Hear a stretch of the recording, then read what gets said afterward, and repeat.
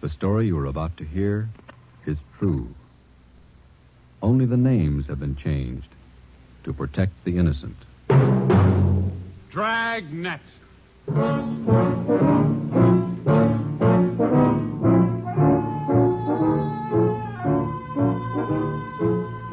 Dragnet, the documented drama of an actual crime, investigated and solved by the men who unrelentingly stand watch on the security of your home, your family, and your life. For the next 30 minutes, in cooperation with the Los Angeles Police Department, you will travel step by step on the side of the law through an actual case from official police files, from beginning to end, from crime to punishment. This is the story of your police force in action. Dragnet.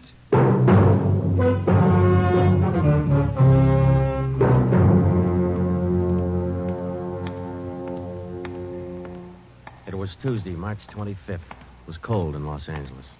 We were working the night watch out of Homicide. Detectives in Los Angeles work in pairs. My partner's Ben Romero.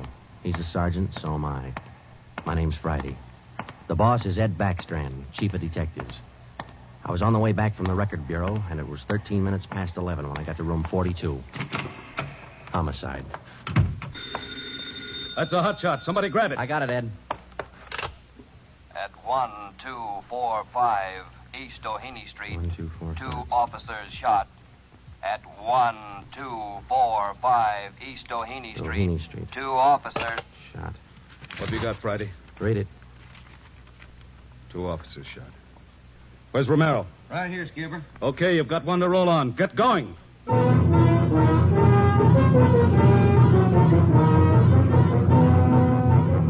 Both Ben and I knew where we were heading. We'd recognized the address. It was the Trapdoor Cafe, a joint in the south end of town that did business with a pretty rough crowd. 13 minutes later, we pulled up in front. 2 patrolmen had the crowd pretty well pushed back. There was a cruiser car in front of the cafe. The car door was open, and an officer was sprawled across the seat. He was conscious but weak, and one of his pant legs was pretty red. Hello, Sarge. Hi, how you doing? I've done better. Yeah, well, what happened? Williams and I were cruising. We've been keeping an eye on this cafe lately. Tonight we decided to take a look. And just as we went in, 2 guys left in a hurry, the back door. We followed them out into the alley. It was dark out there, and I called to them.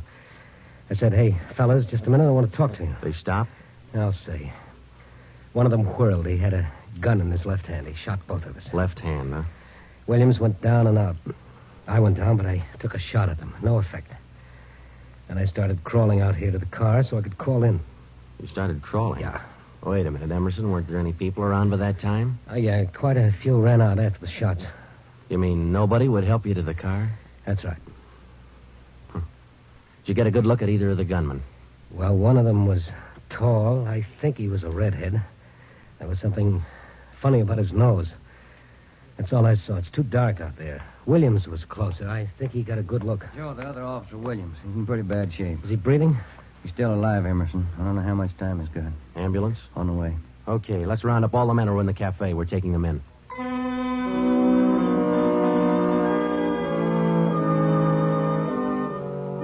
We took all the men back to the city hall. There were 23 in the Trapdoor Cafe at the time of the shooting.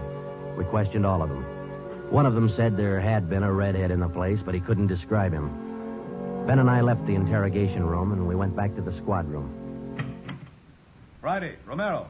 Got a minute? Yeah, Ed. Come on, Ben. Sit down. Okay. You get anything from those people you questioned? Nothing we could use. How's Williams? Pretty bad. When do they operate? As soon as he comes out of shock. Probably in the morning. You boys will be there. Yeah, we will. When the surgeon digs that slug out, get it and mark it for evidence. Yeah. Skipper, them 2 men shot without asking any questions. They must be hot. Yeah. Same thing occurred to me. When we get that slug, the ballistics can tell us whether that gun's been used on other jobs. We got enough of their modus operandi to have the statistician give us a run-through on the IBM now. One of them is left-handed, and he shoots quick. Okay, be in surgery tomorrow morning at 9.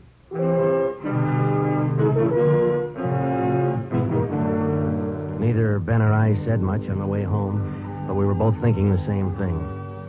I knew the chief was thinking it, too. Here were 2 men who'd shot a couple of police officers without asking any questions. Now, I suppose you've heard a lot of stories about what the force thinks of cop killers. Sure, we don't like to lose our friends and partners any better than anybody else would. Why not figure it this way? If these two guys would gun a couple of armed police officers, do you think they'd hesitate to shoot you, the unarmed citizen?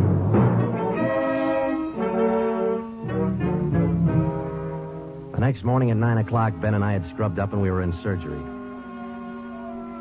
Williams was on the table. The surgeon started in. A lot of minutes later, he got the slug. As for Williams, they took out 7 feet of his intestine and said he might pull through.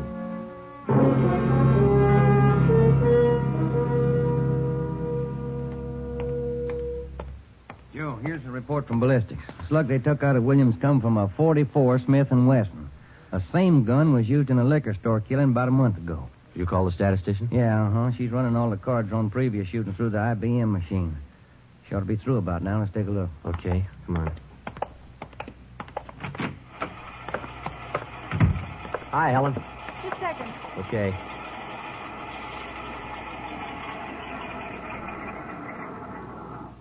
Well, that's it for it. These cards will give you all the shootings pulled by 2 men on foot who shot quick, one of them left-handed. Right. They're all yours. You sure can tell a lot from just a bunch of little holes in these cards, can't you? I can't, but this IBM machine can. It never ceases to amaze me. Okay, shall we check the cards, huh? Yeah, sure.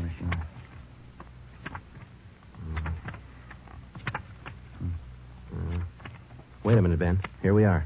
Huh? Yeah. Here's that liquor store killing ballistics tied the Smith & Wesson in on. Same gun that Emerson Williams was shot with? Well, it checks out. The liquor store was in the same neighborhood as the Trapdoor Cafe. Same gun, huh? Got to be. How long ago? A month ago, yeah. Ben, take the DR number off this card and let's pull the crime report on that job.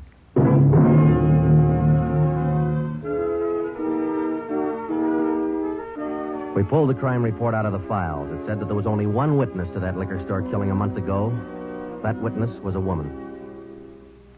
Miss Forbes, I'm sorry to disturb you like this, but we'd like to ask some questions about that liquor store killing you witness a little over a month ago. Well, I told the police everything I knew about it then. Yeah, we know, but maybe you wouldn't mind telling us again, huh? Oh. No, I guess not. I've been trying to forget it, to tell the truth. It was pretty terrible, and I really didn't see so very much because I was awful scared. I understand. But try to describe again just what happened, will you? Well, it was about 10 o'clock at night. I was walking down the street toward home when I realized I was all out of cigarettes. Well, I was right in front of the liquor store then, so I went in. The clerk was behind the counter, and there were 2 men standing there arguing. What's the idea of changing your mind? I thought we was going to get bourbon. No, let's get the wine. I want bourbon. Costs too much. Wine's good enough. The rest of them want bourbon, too. We better talk to them. Well, okay. We'll be back when we make up our mind, mister. 2 men walked out of the store, and the clerk smiled at me and shrugged his shoulders. I bought a pack of cigarettes and turned to leave. But just then the 2 men came back in again, and each of them had a gun in his hand. This is a stick-up, mister. The clerk just sort of crumpled to the floor. I couldn't believe my eyes, but that's just how it happened. The men said this is a stick-up, and then they shot him right away. Get over against the wall, lady, or you'll get the same. One of them punched the no sale on the cash register. I was shaking so I almost caved in. He scooped the money out of the drawer and stuffed it into his pocket. And then the other one went over to where the liquor clerk was lying face down. He knelt down beside the clerk and he put his gun against the clerk's spine. Then they both ran out of the store. It was terrible. That clerk, he was lying there helpless and wounded, and they deliberately... Yeah, Miss Forbes, I understand. Oh, Miss Forbes, you said that both of the men had guns. Yes. One of the guns was black, and the other was sort of fancy looking. What do you mean, Miss Forbes? Well, it was real shiny. Nickel-plated? I wouldn't know about that, but it was shiny. There were 2 guns, huh? Yes. Well, now about the men themselves. Well, I was so scared their faces just didn't register with me. The one who shot the clerk in the back was sort of stocky. That's about the best I can do. Well, you mentioned in the report that one of the men was left-handed. Yes, I do remember that. Uh-huh.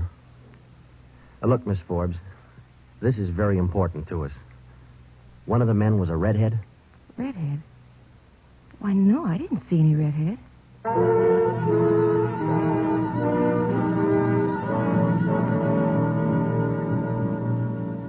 Skipper, me and Joe's run right smack into a stone wall on this thing. What's the complication? Well, there's more than one, Ed. In the first place, we know that the .44 Smith & Wesson was used in both shootings. But the descriptions of the men involved don't check. Police officer Emerson said he thought the man that shot him and Williams outside the Trapdoor Cafe was a tall, left-handed redhead. Said there's something funny about his nose. You think Williams got a better look at him? Well, he probably did, but Williams isn't strong enough to talk yet. And a girl that witnessed the liquor store killing a month ago said that one of those men was left-handed.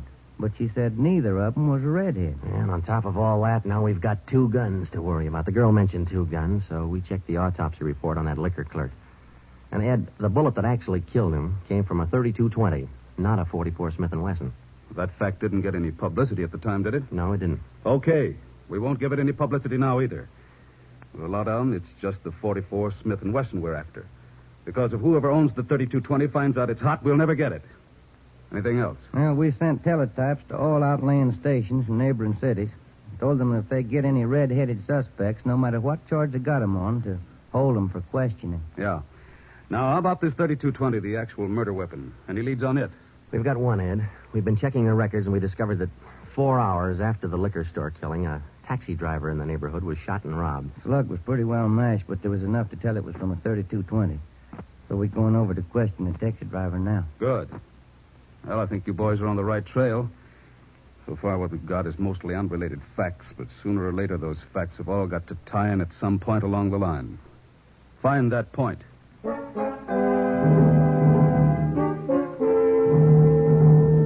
find the point. Find the tie-in. Well, Ben and I went over to see the taxi driver, a guy who was living on borrowed time. Yeah, it was about 2 o'clock in the morning when it happened. I got a call to pick up a fare near 105th and Avalon, you know. Yeah. Mm-hmm. Well, I got there. Somebody came over, pulled open my cab door, and said, "This is a stick-up." Then blew it. He let me have it. Just like that, huh? Yeah, just like that. Same deal as others, Joe. Itchy trigger finger. Yeah.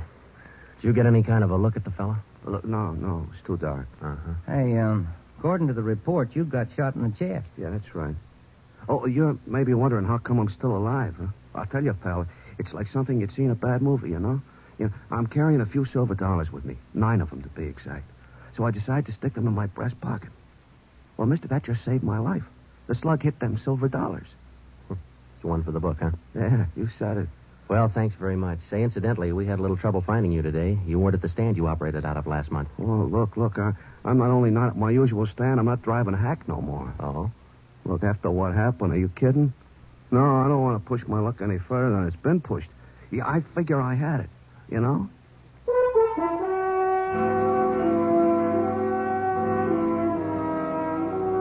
And about that time, Ben and I were beginning to figure we'd had it. We were getting nowhere fast. We had a few informants nosing around, but so far they hadn't come up with any leads. Well, Ben and I followed up all the teletypes that poured in. We just got back from Santa Ana, where we'd been questioning a red-headed suspect, and we'd flopped in the squad room when Chief Backstrand's door opened. Friday. Romero. Got a minute? Yeah, Skipper.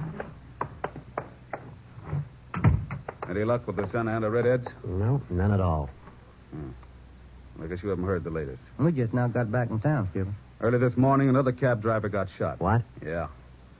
Man came up to his taxi, opened the door, said, "This is a stick-up," and shot him. Bullet went through one leg and into the other, but the driver managed to start his cab and drove over to a cafe. He called in from there. Boys recovered the slug? Yeah. It came from the same .44 Smith & Wesson that was used in the other 2 jobs. The cab driver get a look at the gunman? Yeah, briefly. Was it the redhead? No. Oh, the stocky guy. He wasn't red-headed and he wasn't stocky. That's all the driver knows. Well, that's great. Skipper, this is beginning to sound like a Guns a Month club.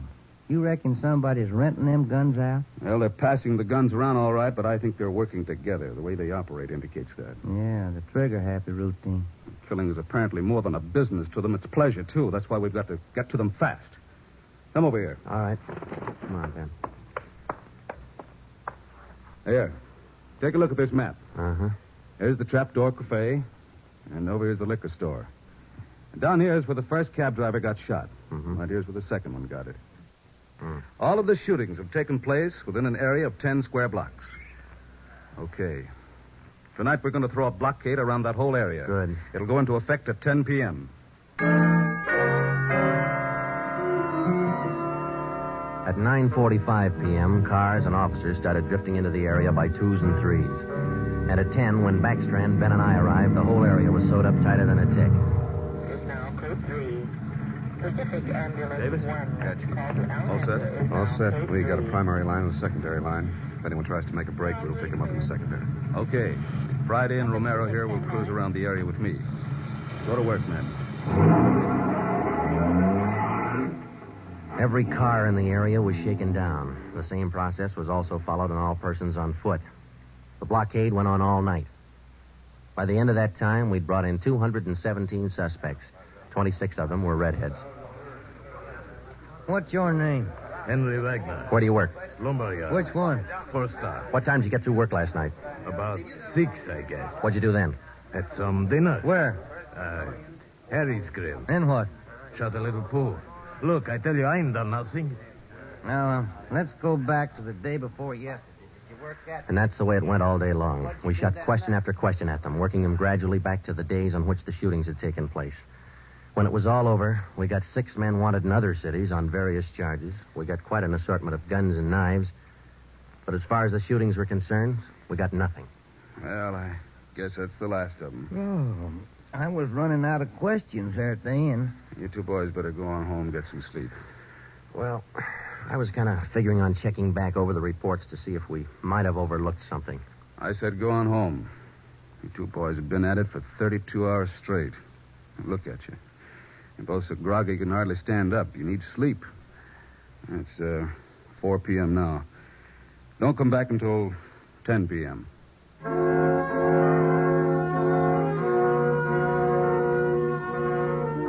When I walked into the squad room at 10, Ben was already there. An informant had just phoned in a new lead. He told Ben he'd heard about a gang that had been hanging out down around the DeVere bungalow court in the south end of town. We knew that the DeVere was close to the Trapdoor Cafe, so we went over to talk to the manager. Joe, I've been meaning to ask you. You checked on how Williams is getting along? Yeah, I did. I called the hospital this afternoon. It's going to be all right. Oh, that's fine. Well, here we are. Yeah, manager's office. Still got a light on. Yeah? I'm Sergeant Friday, police. This is Sergeant Romero. Yeah? We'd like a little information. Why, sure. Come in. Thank you. What can I do for you? Well, did you hear anything about a gang that hangs out down around here anywhere? Gang? Why, no. How about your tenants here? Any of them ever been in trouble, to your knowledge? No. This ain't exactly the best neighborhood in town, but we try to keep things under control. Once in a while, one of them will get out of line, but when that happens, we heave them out of here. You heaved anybody out lately? Yeah, I did. Fellow and his wife a few weeks ago. They had a fight in one of the bungalows. She took a shot at him, but she missed. Party by the name of Stuba, Carl Stuba. What did this Stuba look like? Oh, sort of tall, skinny. Was he a redhead? No. Now, we'd like to take a look at that bungalow that he lived in. Sure. Help yourselves. Down the end there, number 5. Still vacant.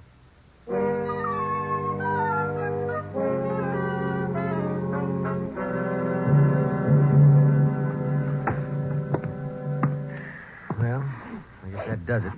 Stuba didn't leave a thing behind. Matter of fact, we don't have anything to prove that this Stuba's tied in at all. We're only working on a hunch. Hey, Joe, look. Where? Up on the wall there, just by the window. Oh, yeah. Yeah, that plaster there, it's newer than the rest. You got a knife? I sure have, boy, and I'm carving. That manager'd be awful unhappy with me if he was here. Yeah, he would. Yeah, it might. Hey, Joe, here it is. A slug. They plastered right over it. Okay, dig it out, and let's hope it matches. It matched.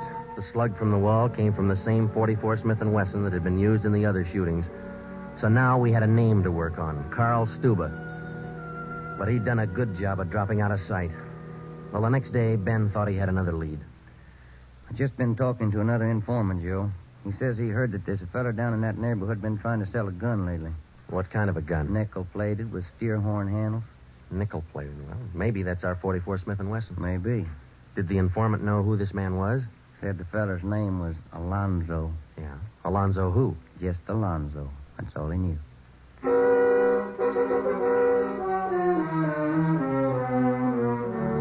So now we had 2 names, Stuba and Alonzo, but no men to go with them. So we went back to making the rounds of the substations, interviewing red-headed suspects. We took a few of them to Williams, who was home from the hospital by now, but he couldn't identify any of them as the man who shot him. Still, we kept checking. Finally, we got around to the 77th Street station. We questioned the suspects they were holding there, and we just started to leave when one of the officers called us. Hey, Sarge, we're holding somebody else you might want to look at. Redhead? No. What's the charge? Suspicion of burglary. Small job. Oh, I don't know. What do you think, Ben? What's special about him? He lives in the same neighborhood where those shootings took place. All right. Where you got him? Down here. You admit anything? No. He's pretty surly. Here we are. Thanks. Hi. What do you want? I'm Sergeant Friday. This is Sergeant Romero. We'd like to ask you a few questions. Look, I already told the other cops all I know. I didn't steal no radio from that jerk. What's your name? We've been through all that once. Come on, what's your name? Jackson. Alonzo Jackson. Alonzo. I looked at Ben, and Ben looked at me. This could be the Alonzo who'd been trying to peddle that Smith & Wesson. Ben and I both knew here was one suspect we'd have to be real careful with. Alonzo, according to the records, this burglary you're suspected of took place on the night of the 27th. Look, how many times do I have to tell you guys they didn't have anything to do with it? You got an alibi for that night? Sure, I got an alibi. I was out with a couple of friends, I can tell you. What's your friends' names, Alonzo? One of them's Crandall, the other Stuber. Stuber, the guy who used to live in the bungalow court. Well, we told Alonzo he'd have to produce his two friends to give him an alibi for the burglary charge, and he bit. He went with us, and he pointed out where Stuber was living now. No wonder we hadn't been able to find him. It was a little shack at the back of a lot behind two houses. We thought it was a chicken coop at first. We took Alonzo back to the station, then we picked up Stuber. He was surprised to see us and not very happy. We took him in. Next, Alonzo gave us Crandall's address.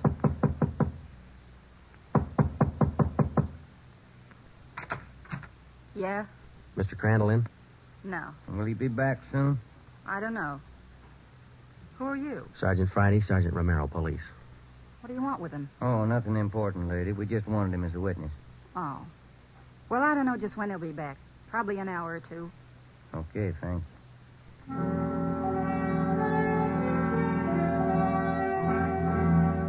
We went down the street away, and we staked out in the car. We sat there for about 5 hours, and then Ben nudged me in the ribs. Hey, Joe. Huh? Joe, take a look. Coming along the sidewalk. Yeah. And he's got red hair. Come on. Crandall. Huh? Your name Crandall? Who are you? Friday Romero, police. Police. What do you want with me? I haven't done nothing. Well, then you got nothing in the world to worry about. Come on.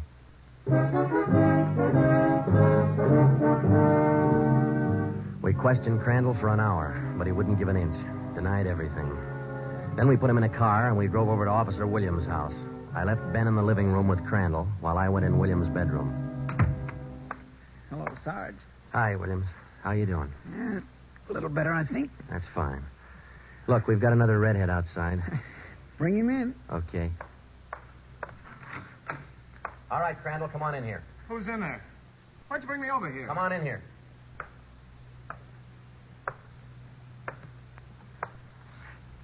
How about it, Williams? That's the guy. No, That's the guy that shot me. Well, Crandall? No. Yeah. It was an accident. I didn't mean to shoot him. It was an accident. Once Crandall got started, he talked his head off. He also admitted being in on the liquor store killing, but insisted he was only the lookout. We took him back to the station and got his whole story down on a tape recorder. Yeah, he was left-handed. Then we went back to Alonzo, who didn't know we had Crandall's confession. We met the chief in the hall outside the room where they were holding Alonzo. About ready to tie the knot? Oh, hope so, Chief. But Alonzo hasn't given any yet, and we still haven't found those guns. We've got one of them. Which one? The Smith & Wesson. Stuber popped about that one 10 minutes ago. Said he left it with his girl. A couple of the boys are on their way over to get it now. That's good, Ed. That leaves just the 32-20. You haven't mentioned the 32-20 to Alonzo, have you? No. He still thinks we're after that Smith & Wesson, and that's the way we're going to play it right now. Go ahead. Look, how much longer are you guys going to hold me here? Didn't you check with those friends of mine? Alonzo, we got a tip that you've been trying to sell a gun lately. A gun? Yeah, 44 Smith & Wesson. Oh. No, it's not true. That Smith & Wesson's been used in a couple of robbery jobs this month, and we think it's your gun. That's a lie. Any proof of that? Why, yeah. Sure, I got proof of that. I used to have a gun, but it wasn't a Smith & Wesson. Look, If I tell you where it is, that ought to convince you, shouldn't it? It'll help things. Okay. I sold it to a neighbor of mine. He gave me $7. I'll give you his address. You sure it's not a Smith & Wesson? Sure, I'm sure. It's a 3220. Yeah, it worked. We went to the neighbor's address, and he admitted having bought the 3220, but said he'd lent it to a friend who'd never returned it. The friend had hocked the gun to a barber. The barber gave him $15 and a haircut for it. We finally got it from the barber, and we came back to the station. I'm all set, Joe. I'll be in the next room. Just give me the nod. Okay. Hello, Alonzo. Hey, you got the gun. Yeah, we got the gun. Well, now maybe you'll believe I'm on the level. Okay if I go now? I guess we won't be able to hold you here much longer. You can say that again, brother. You gotta save a lot of time for you to listen to what I've been trying to tell you all along. I guess you're right, Alonzo. Sure, I'm right. You know, you guys would be a lot better off. You believe guys like me the first time we tell you something. But on the liquor Instead store of job, running... I was only a lookout. I was outside. It was the other two who pulled that one. Stuba and Alonzo. Alonzo killed the clerk. Hold it, Alonzo. Dirty, All right, Alonzo, that's enough. Now, come on, how about it? What's the use? All right. That's like he said. Okay, Ben, bring the recorder in here. Alonzo's ready to make a record now.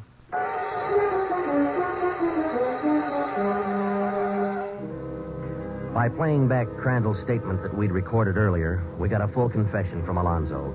We took the three of them out and had them reenact the 4 shootings, and we photographed it on sound film. Crandall, the redhead, was the one who'd shot the 2 police officers, but he was only the lookout for the liquor store killing, which explains why the girl witness didn't see him in the store. Stuba and Alonzo were the ones who pulled that job. And Alonzo, the worst of the bunch, was the one who put the 3220 against the spine of the wounded clerk. The 3 of them took turns at shooting the cab drivers and robbing them. That accounted for the mixed-up descriptions, including all that left-handed business. 2 of the 3 suspects happened to be left-handed. Well, that was the crop. Crandall, Alonzo, Stuba. 4 shootings, 3 robberies, 4 attempted murders, 1 murder. The 3 men were tried and convicted. They're all in the state penitentiary. Crandall's there for life. Alonzo and Stuba, they'll be executed next week. File it, will you, Ben?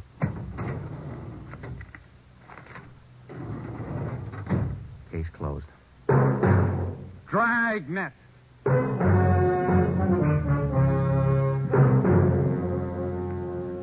The story you have just heard was true.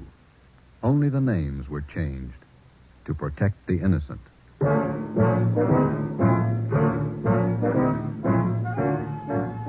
You have just heard the second in a new series of authentic cases from official files. Technical advice for Dragnet comes from the office of C.B. Horrell, Chief of Police, Los Angeles Police Department. Tonight's program is dedicated to Radio Officer Delmer E. Cook of the Los Angeles Police Department, who, on the afternoon of December 6, 1948, gave his life so that yours might be more secure. Dragnet came to you from Los Angeles. This is NBC, the national broadcasting company.